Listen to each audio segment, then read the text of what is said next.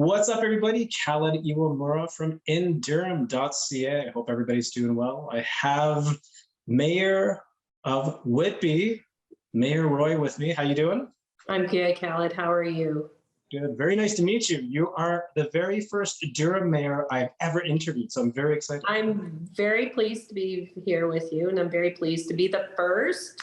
And make sure you tell all the mayors who was the first in Durham that you interviewed. I definitely will. Every time I interview a new Durham mayor, I'll say that. So, a lot of questions here. So the questions are from the journalists, from people from Instagram, and from myself. So the hospital, okay, Lakeridge Health and the experts chose Whitby as the next location for a Durham hospital. How confident are you that this is going to happen?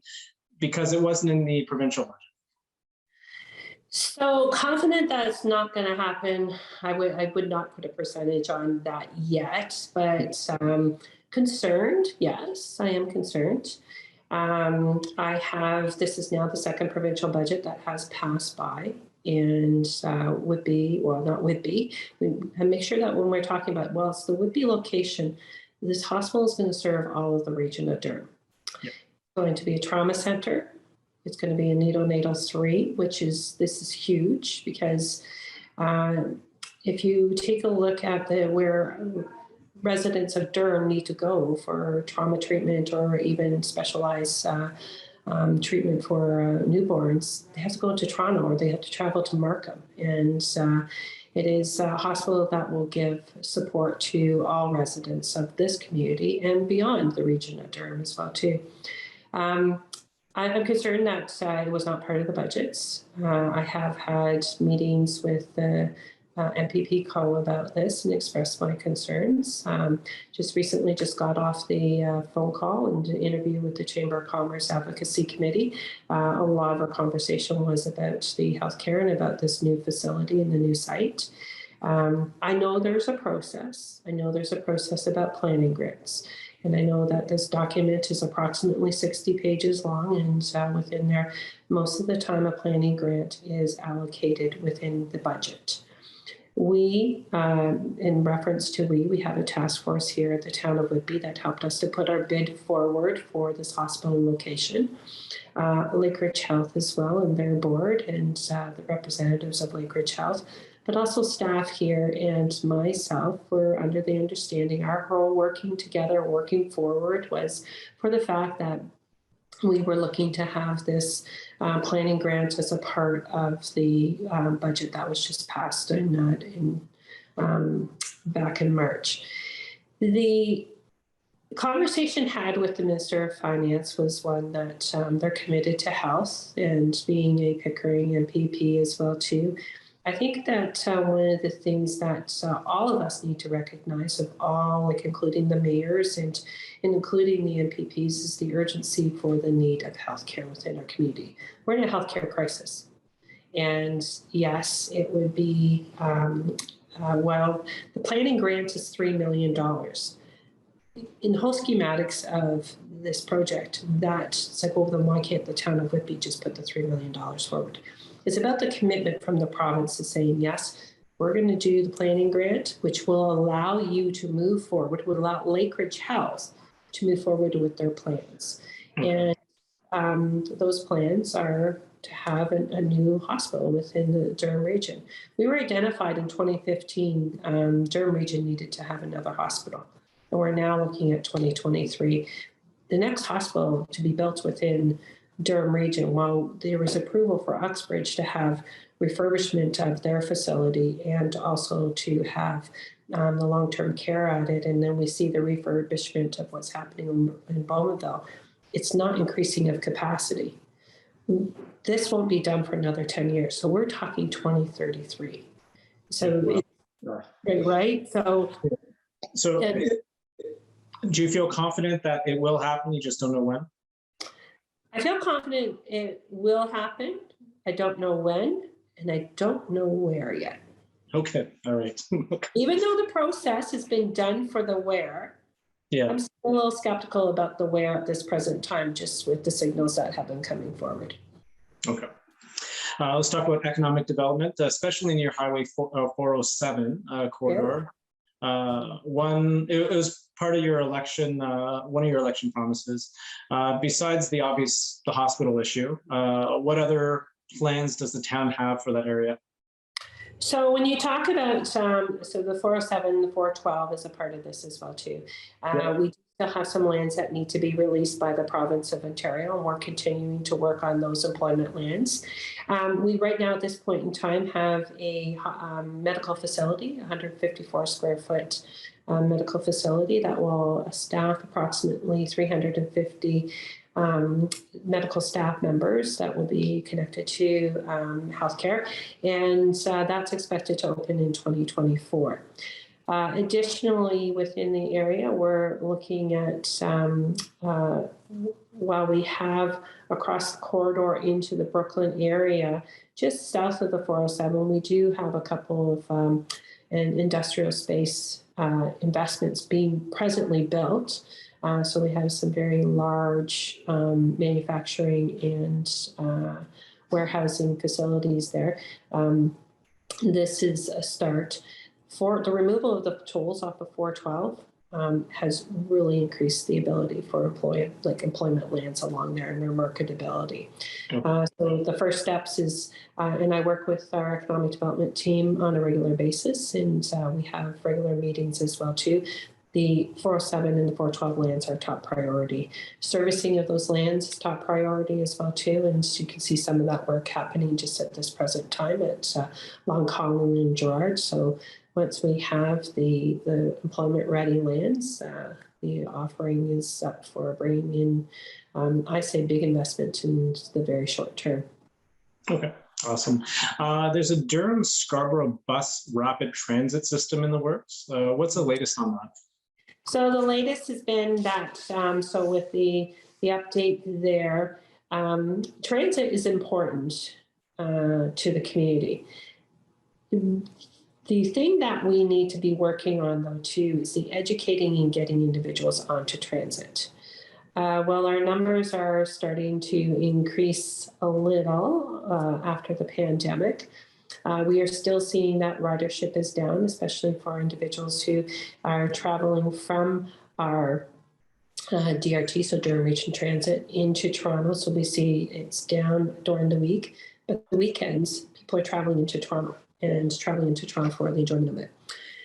The bus rapid proposal, the most recent update we have had is that it is on a little bit of a delay. So our timeframes have changed as to when that's going to be coming through our community. We have at Durham Region Transit have worked on designs, especially around the where the bus shelters are going to be, and even with some of the designs with some of the intersections in that. But the first is to come through into the Ajax portion first, and then looking, moving it forward through the town of Whitby. We still have some things that we need to work out. We need to ensure that we are giving the support towards our downtown and our businesses and the impact that this may have, especially onto our businesses during the construction cycle of it. I'm just hoping that for Durham and for ourselves, particularly in Whitby, that it does not become a fiasco like some of the areas that are happening, especially around the Eglinton area and some of the concerns that have happened with the businesses around there as well too. We need to protect that. Okay. There's ongoing project to clean up Whitby Harbour. How's that going? So they had their open house a few weeks ago, and I did attend to it to get an update as well too. As you know, that over the past 10 years, there's been a lot of studies to understand the contamination with our harbour. Whitby is a harbour, and the history of Whitby being a harbour. We obviously had shipping coming in, but we also had a lot of manufacturing that was upstream that brought some of the contamination down to the waterfront. I'm very encouraged by the fact that we are giving such concentration to a cleanup. This is really good news for Whitby. The remediation won't start until 2024. The Department of Fisheries held their open house, and I think that one of the things that we have, especially with the town of Whitby is our waterfront is a jewel ready to be built up, but to be utilized. We saw during COVID the amount of residents, and not only residents, individuals visiting to our community who were down at our waterfront. So we need to have safe water. We need to have safe space for them as well too. And this is a big part of that cleanup that will help to make it even that much more. The others, we have a marina down at the waterfront, and there's 420 slips. We sell out every year of our slips. We outside of Ontario Place are one of the best marinas along the Lake Ontario waterfront.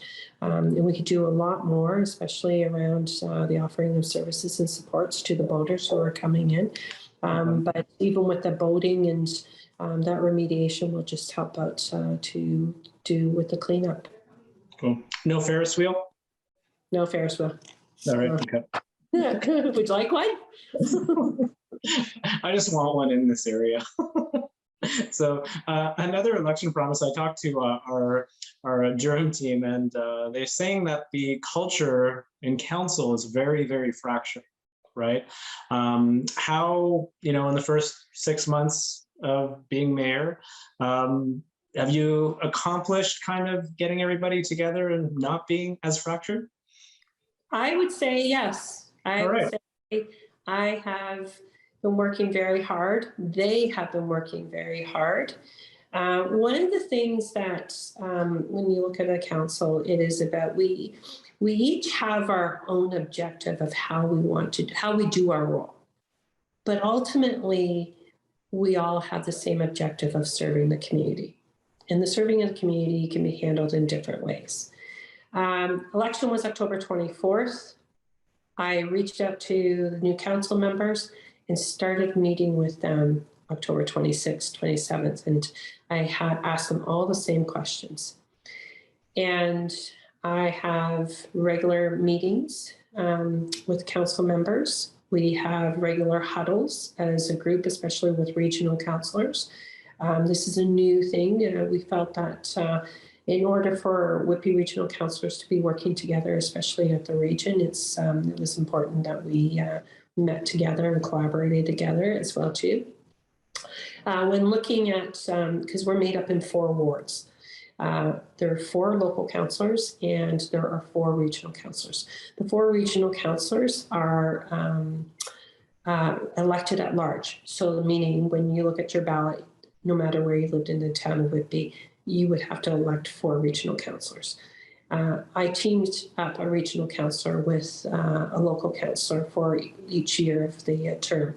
And what this does is that, one, it makes the access for a resident easier, so they know that when they're reaching out with a concern, they just need to reach out to, for instance, in the North Ward, it's Steve Lee, who's your local councillor, and Steve Yamada is the regional councillor for this year. So they're in a team. They're hosting their town halls as teams. So this is a new thing as well too, that they're having town halls out in the community and you are hosting together collectively as a team.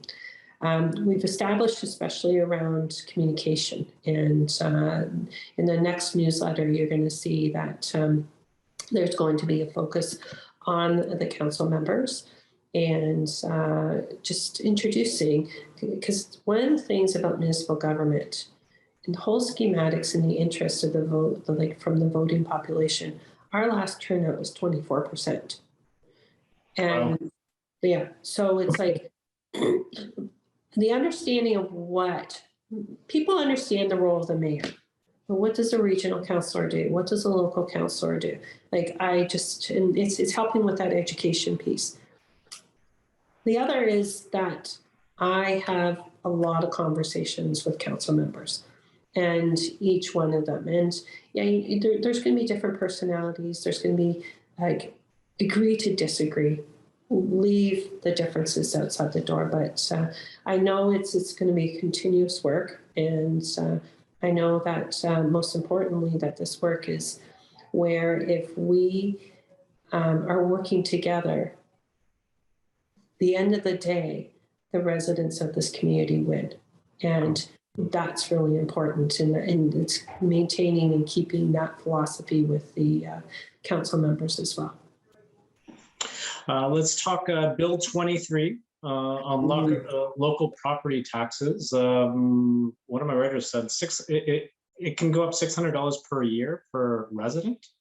So essentially, if you take a look at our loss, yeah, for Bill 23, which is the development charges, yeah, that equates to about $34 million a year. That's our initial analysis, which take 30%, that's $600 per household that it would have to go up. Now, we're trying to work through this. During the provincial budget presentation, I gave highlights to the impact to the community members. During meetings with our local MPP and last week with our Minister of Finance again, it's just as if you're going to expect us to do all of this build, but also expect for us to carry on with the services we've been delivering to the community, we need to understand how this is going to work with that reduction in the amount of money that we will no longer be receiving. So development charges, it's actually a provincially mandated act. And we go through a process where we look at our future development and what the needs are going to be. And within that, it's identified from your sports facilities, your roads, your sidewalks, your parks. And then all of a sudden, we've done this study. We have projected out what our growth is going to be and how we're going to service this growth. And then now it's like, no, you can grow, but you just can't do the rest of it. So where are we going to get this money from? And we do need to figure that out. And we're working on that. The team, the staff here are working very, very hard to figure that out. Okay. Two more questions. Sure. And one softball question. Okay. All right.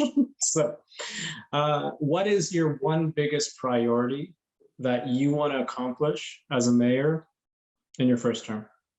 Waterfront. Waterfront. Investment for our waterfront. Okay. I want to have a place where, and I don't just want to talk about it. Like we've been talking about our downtowns forever, and I'm still interested in supporting, continuing that work with our downtown and making sure that we build and thrive. But our waterfront, we have such an opportunity to bring into place, to bring arts and culture into place, that green space that is there. On the weekends, especially in the summertime, it is such a diverse area of residents, visitors that come to the community to visit. Our marina, like the boaters that are there, to be able to set into place, like from boutiques to like pubs and restaurants, because we don't have a lot of that around there, but really looking at an active space. And I know that within doing so, and it'll be just little bits as we're moving forward.